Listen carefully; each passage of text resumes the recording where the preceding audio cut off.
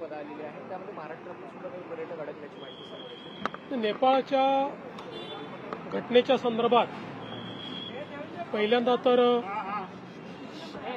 तिथे जे काही जी घटना घडलेली आहे त्यात जे लोक मृत झालेले आहेत त्यांच्या परिवाराच्या प्रती आपल्या संवेदना आहेत. आपले काही भारतीय लोक आणि विशेषतः महाराष्ट्रातले काही लोक देखील त्या ठिकाणी आहेत किंवा असण्याची शक्यता आहे. त्या पद्धतीनं संपर्क साधण्याचा प्रयत्न चाललेला आहे. आपले जे आपत्ती व्यवस्थापन मंत्री आहेत गिरीश महाजन यांना सातत्याने आपण त्या ठिकाणी संपर्कात ठेवलेला आहे. विशेषतः काही लोक जे त्याच्याही पलीकडे तिबेटमध्ये गेले होते किंवा काही पर्यटक गेले होते अशा लोकांशी काही संपर्क आपला झालेला आहे. माझं जे ऑफिस आहे त्यांना देखील मदत करताय.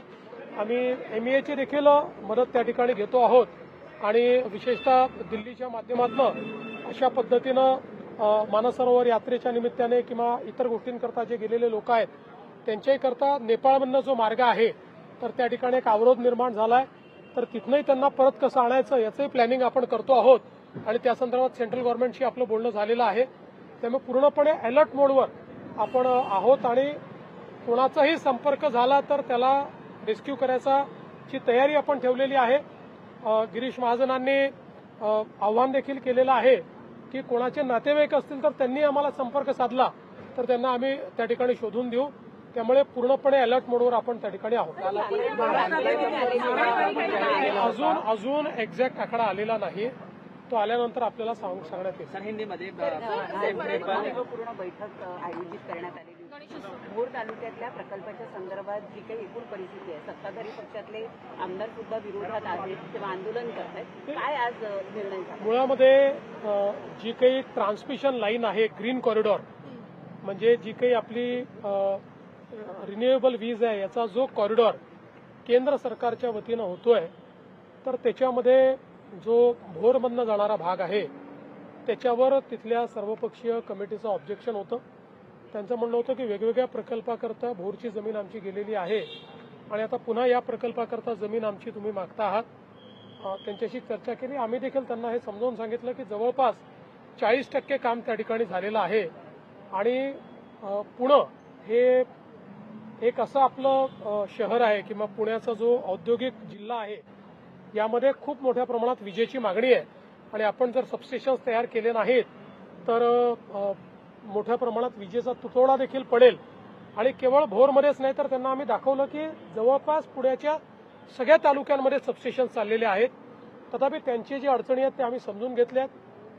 काय मार्ग काढता येईल कमीत कमी नुकसान व्हावं या दृष्टीनं काय मार्ग काढता येईल याकरता जे आपले ट्रान्समिशनचे विक्रम कुमार आहेत ते आणि सेंट्रल गव्हर्नमेंटची लाईन असल्यामुळे सेंट्रल गव्हर्नमेंटचे अधिकारी असे त्यांच्यासोबत बसून आणि भविष्यात आपल्याला त्यातनं कसा मार्ग काढता येईल असा प्रयत्न करण्याचा आम्ही निर्णय घेतलाय. सोबत आम्ही त्यांना अपील देखील केलेली आहे की आपण अशा पद्धतीनं जो काही हा कॉरिडॉर आहे याला जर विरोध केला तर त्याचा पुण्याच्या ग्रोथवर परिणाम होईल आणि म्हणून आपणही थोडी मदत करावी आणि मधला मार्ग काढावा अशा पद्धतीचा प्रयत्न आहे. दिवसापासून MPSC वरून मोठा गदारोळ पाहायला मिळतोय. आधी तुमच्यासोबत सुनील गाढवेचा जो फोटो होता तो व्हायरल केला गेला आणि आरोप केला गेला की यामध्ये भाजपचा सुद्धा समावेश आहे. अभिमन्यू पवारांवरती आरोप झाले. आज सुनील गाढवे यांचे शरद पवार आणि रोहित पवारांसोबतचे सुद्धा फोटो भाजपकडनं करण्यात आले. बघा पहिल्यांदा तर कोणीही असो आणि कुठल्याही पक्षाचा असो त्याच्यावर कारवाई झाली आणि होईलच.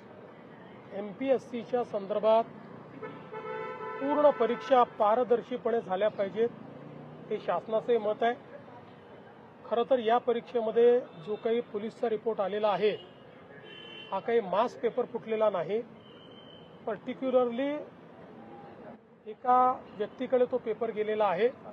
तथापि पारदर्शितेकरता MPSCने पूर्ण परीक्षा रद्द केली हे महत्वाचं आहे. आता याच्यामध्ये विशेषतः परीक्षेच्या संदर्भात रिफॉर्म्स करण्याकरता एक समिती आपण तयार केली आहे. MPSCलाही अंतर्गत रिफॉर्म्स करण्याची विनंती आपण केलेली आहे. यापुढच्या सगळ्या परीक्षा या पारदर्शी पद्धतीनं झाल्या पाहिजेत असा आपला प्रयत्न आहे. त्याकरता MPSCला पाहिजे ती मदत ही राज्य सरकार करणार आहे. परीक्षेमध्ये कुठलेही गैरप्रकार होऊ नये म्हणून जी कमिटी केली आहे ती कमिटी आता सगळ्या विभाग स्तरांवर जाऊन विद्यार्थी, शिक्षक आणि यातले जेवढे स्टेक होल्डर्स आहेत त्यांच्याशी चर्चा करून एक फुलप्रूफ अशा प्रकारची पद्धत आपण तयार करणार आहोत की ज्याच्यातनं भविष्यातल्या परीक्षा या चांगल्या झाल्या पाहिजेत. हा आपला निश्चितपणे या ठिकाणी प्रयत्न आहे. पण हे होत असताना काही लोक केवळ याच्यावर जो काही राजकारण करण्याचा प्रयत्न करतायत ते देखील योग्य नाहीये. खरं म्हणजे नवनाथ बन यांनी हा नेमका कोणाचा कार्यकर्ता आहे हे अनेक फोटोंसहित दाखवून दिलेलं आहे. त्याची पार्श्वभूमी आता सगळ्यांना माहिती आहे. त्यामुळे विनाकारण याच्यावर राजकारण करू नये असं माझं मत आहे. राज्य सरकारने मात्र हे आता मनावर घेतलेलं आहे. पुढच्या परीक्षा पारदर्शित झाल्या पाहिजेत या दृष्टीनं व्यवस्था आम्ही उभ्या करणार आहोत. नेपाल में सदी की सबसे बड़ी त्रासदी आई है. आंदोलनावर ठाम आहे. 29 तारखेला जे आंदोलन मनोज जरांगे पाटील यांनी जाहीर केलं त्या आंदोलनावर ते ठाम आहेत असं त्यांनी सांगितलं. बघा असं आहे की त्यांनी ज्या मागण्या केलेल्या आहेत त्या मागण्यावर सगळी कारवाई आम्ही केली आहे. पुढे देखील आम्ही करतो. चर्चा त्यांच्याशी चाललेली आहे. मला विश्वास आहे की आमची चर्चा करणारे जे काही सगळे प्रतिनिधी आहेत ते सरकारच्या घेतलेल्या जे काही निर्णय आहेत ते निर्णय त्यांच्यापर्यंत पोहोचवतील. मी एवढंच सांगतो, या सरकारने मराठा समाजाकरता जेवढे निर्णय घेतले आणि जेवढं काम केलं तेवढं पूर्वी कधीही झालेलं नाही. 2014 नंतर 2026 पर्यंत आमची जी महायुतीची सरकार आहे त्या सरकारनेच मराठा समाजाच्या हिताचे निर्णय घेतले आहेत. हे मात्र सर्व मराठा समाजाला देखील माहिती आहे. अजून काही घेण्याची आवश्यकता असेल तर ते देखील आम्ही घेऊ. नेपाल में बहुत बड़ी त्रासदी हुई है सर. महाराष्ट्र के कई आज मुंबईतल्या ऑटो चालक, टॅक्सी चालक संघटनेने माझी भेट घेतली आणि हाजी अराफात यांच्या नेतृत्वात ही भेट झाली. त्यावेळी त्यांनी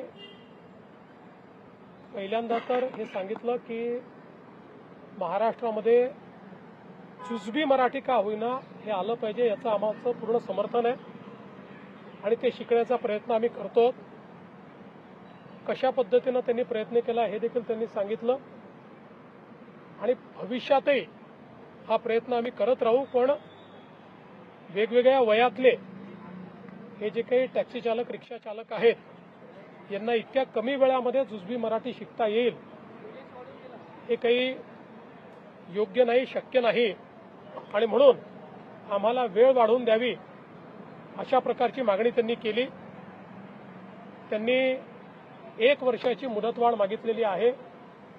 मी आज हा निर्णय केलेला आहे की 1 वर्षाची मुदतवाढ याला देण्यात येईल.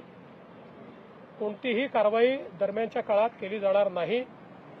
या 1 वर्षात त्यांनी हा निर्णय केलेला आहे की वेगवेगळ्या प्रकारे क्लासेस तयार करून, वेगवेगळ्या प्रकारचं लिटरेचर तयार करून आणि जुजबी मराठी जी आहे ही सर्व ऑटो चालक आणि रिक्षा चालक आणि टॅक्सी चालकांना ते शिकवतील. त्यामुळे ते जर स्वतःहून समोर आलेले आहेत तर त्यांना वेळ देणं हे गरजेचं होतं आणि म्हणून हा निर्णय राज्य सरकारने घेतलेला आहे.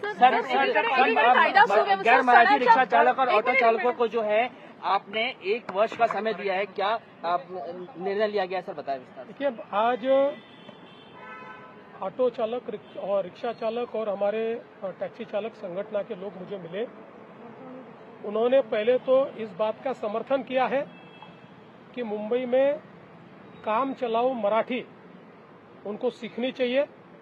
वो सब सीखना चाहते हैं, उनका पूरा उसको समर्थन है. लेकिन साथ साथ उन्होंने ये कहा कि अलग अलग उम्र के लोग इस व्यवसाय में हैं. कई लोगों ने पढ़ाई बहुत पहले छोड़ दी है, इसलिए इतने कम समय में इसको सीखना उनके लिए कठिन है. उन्होंने एक बहुत बृहद प्लान तैयार किया है काम चलाओ मराठी सिखाने का और उन्होंने ये मांग की कि इसके लिए 1 साल का समय उनको दिया जाए. राज्य सरकार ने उनकी बात को माना है. 1 साल का समय उनको दिया जा रहा है. इस 1 साल में कोई कार्रवाई नहीं की जाएगी. उनको मदद करके अलग अलग प्रकार से क्लासेस तैयार करके, लिटरेचर तैयार करके काम चलाओ मराठी जो है वो उनको सिखाने का काम ये निश्चित रूप से किया जाएगा. नेपाल में जो ट्रेजेडी हुई है, हम सभी की प्रार्थना और संवेदना नेपाल के नागरिकों के साथ और वहां पर अलग अलग जगह से गए टूरिस्टों के साथ है। जो क्षति हुई है उसके प्रति भी हमारी संवेदनाएं हैं। महाराष्ट्र के भी कुछ लोग वहां पर हैं, कुछ लोगों से संपर्क हो रहा है। हमने ये प्रयास किया है कि किसी के भी रिश्तेदार अगर वहां है तो वो हमसे संपर्क करे।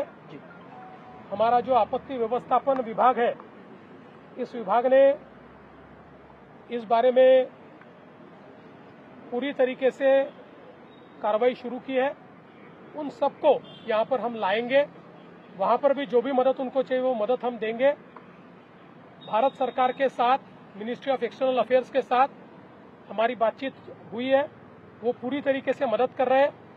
कुछ लोग अलग अलग जगह पर गए हुए हैं जो नेपाल के रास्ते वापस आना चाहते हैं, उनको भी मदद हम लोग निश्चित रूप से करेंगे। और इसमें एकदम अलर्ट मोड पर महाराष्ट्र सरकार है। सर ते गणेशोत्सव एमपीएससी गणेश उत्सवाच्या संदर्भात समन्वय समितीसोबत आज बैठक झालेली आहे। सुदैवाने माननीय उच्च न्यायालयाने मागील वर्षी जे काही नियम केले होते तेच नियम यावर्षी कायम ठेवलेले आहेत। त्या नियमाचं पूर्ण पालन, अरे ट्रॅफिक सोडा, तो ट्रॅफिक का अडवून ठेवला तुम्ही? ट्रॅफिक सोडा। त्या नियमांचं पालन करून या ठिकाणी यावेळेसचा गणेशोत्सव चांगल्या पद्धतीनं होईल। समन्वय समित्यांनी समाधान व्यक्त केलेलं आहे। सर्व प्रकारच्या परमिशन्स या देण्याच्या संदर्भात तातडीनं व्यवस्था झालेल्या आहेत, त्याबद्दल त्यांचं कुठलंही अडचण नाही। काही छोटे मोठे मुद्दे त्यांनी मांडले ते आम्ही तात्काळ करू। आमचा प्रयत्न असा आहे की हा जो काही सण आहे हा आपला राज्य उत्सव आहे। राज्य उत्सव असल्यामुळे या उत्सवाला चांगल्या पद्धतीनं संपूर्ण महाराष्ट्रामध्ये तो साजरा व्हावा या दृष्टीने आजची बैठक झाली आहे। कुठेही जे काही गणेश मूर्ती येण्याचे जे रस्ते आहेत किंवा विसर्जनाचे जे रस्ते आहेत यात अडथळे असू नये, कुठेही खड्डे असू नये, या संदर्भातलेही निर्देश जे आहेत ते देण्यात आलेले आहेत। आणि मला विश्वास आहे की चांगल्या पद्धतीनं, पारंपरिक पद्धतीनं आणि पर्यावरणपूरक अशा प्रकारचा गणेशोत्सव आपण साजरा करू। हिंदी में